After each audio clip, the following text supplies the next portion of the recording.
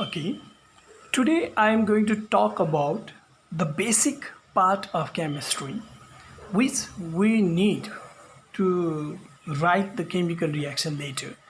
Without the understanding of this very basic matter related to the chemistry, we'll not be able to write the chemical reaction. That's why let's talk about them and prepare ourselves for the chemical reaction.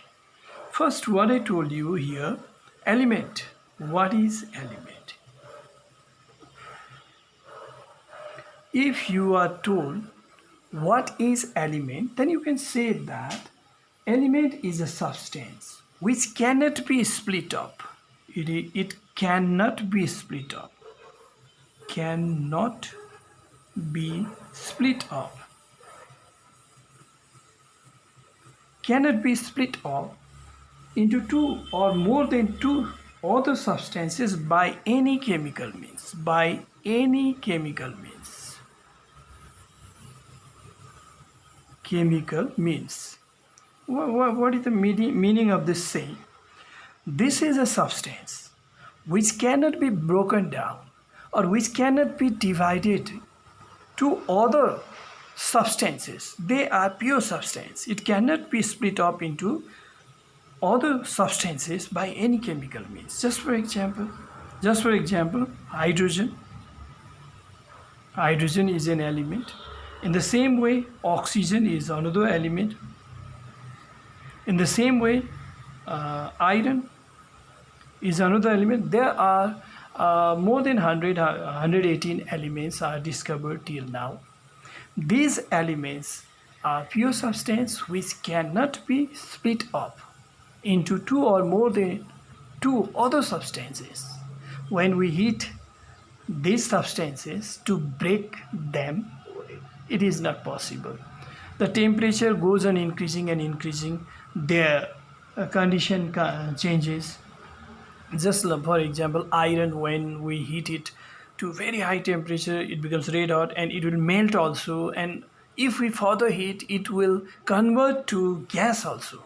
Or iron can be converted into gas also. But when we stop heating, it again converts to liquid and again converts to solid. It cannot be broken down. That's why element can be understood this way, which cannot be split up. Now let's talk about compound. What is compound?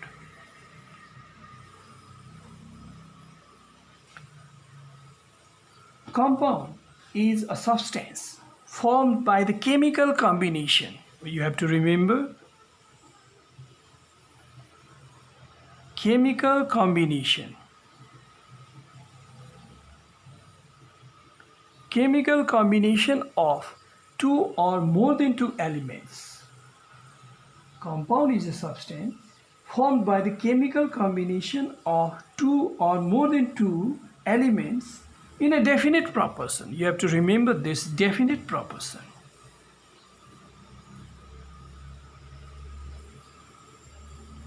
Definite proportion.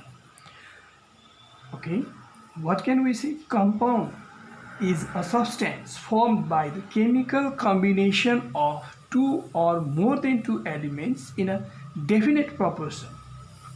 So what are the examples? Just for example, water.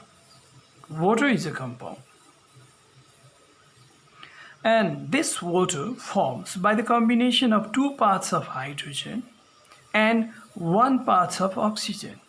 This proportion cannot be changed. We cannot use one part of hydrogen and one part of oxygen to form water. Never, it is not possible. That's why they have definite proportion. I mean to say elements combined in definite proportion. In the same way, let's talk about carbon dioxide. Carbon dioxide.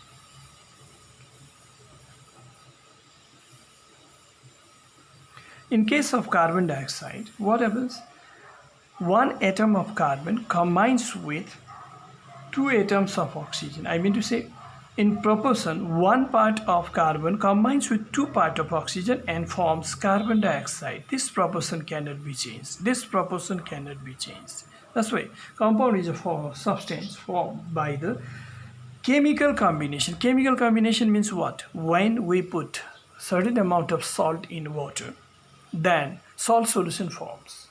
There is the property of water also and salt also in this solution. Yeah? But when hydrogen combines with oxygen to form water, hydrogen, no more hydrogen, no any property of hydrogen is seen in this water, and oxygen, property of oxygen can also not be seen in water, because hydrogen is an element which bonds itself. It bonds. Oxygen helps on bonding. When they combine with each other to form water, water neither bonds nor it helps in bonding. It can be used to extinguish fire. That's why this kind of combination, in which the element loses their property and completely new substance forms, this is called chemical combination. Compound is formed by the chemical combination. Now let's talk about atom. Atom is related to this element. What I mean to say, atom, the atom is the smallest particle. The smallest particle of an element that can take part in the chemical reaction. Smallest particle. Smallest particle. Smallest particle of element which can take part in the chemical reaction. Which can take part in chemical reaction.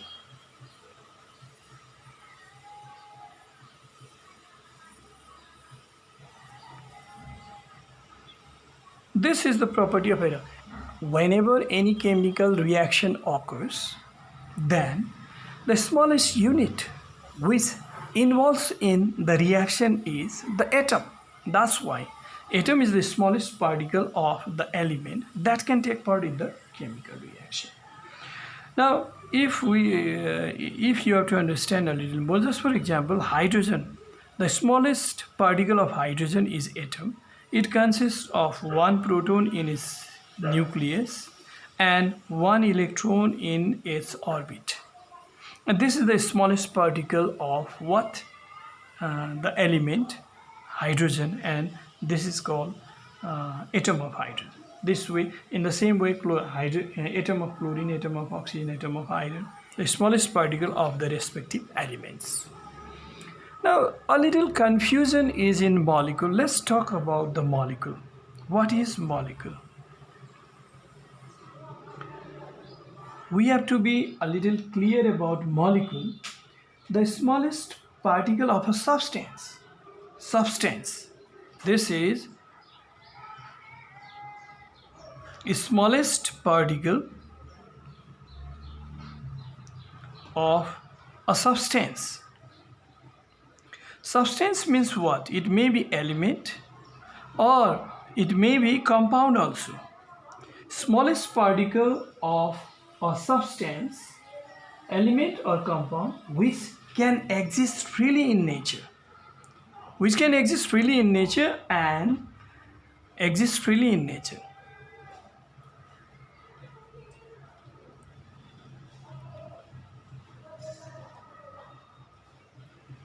Which can exist freely in nature and retains all the properties of that kind of substance. Retains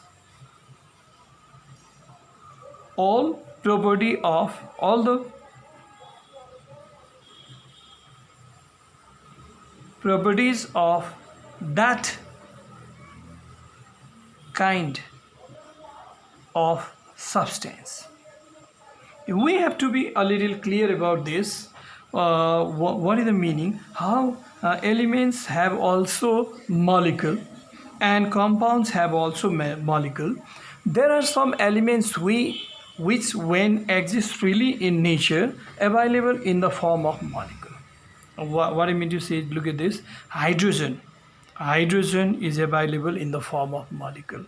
Hydrogen, nitrogen, oxygen, fluorine, chlorine, bromine, and iodine. these are the elements which, when available in free state, then what is seen? Two atoms of this element share their electron and appears in the form of diatomic state, and that's why these are called molecules of these elements, these respective elements. But the molecule of compound is also there. Just for example, the smallest particle of the compound water is H2O, which consists of two atoms of hydrogen combined with one atom of oxygen. In the same way, smallest particle of another compound, sodium chloride, is NaCl, which consists of one atom of sodium and one atom of what? Chlorine.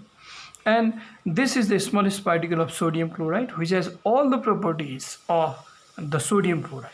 In the same way, there are many things. CaCO3, this is calcium carbonate. It consists of one atom of calcium, one atom of carbon, and three atoms of oxygen.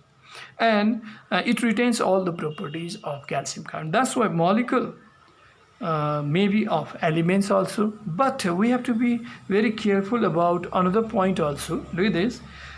These elements only form molecule, but other elements, if we have to write calcium in chemical reaction, we'll write a symbol Ca, not Ca2, because it is not diatomic, it is monoatomic.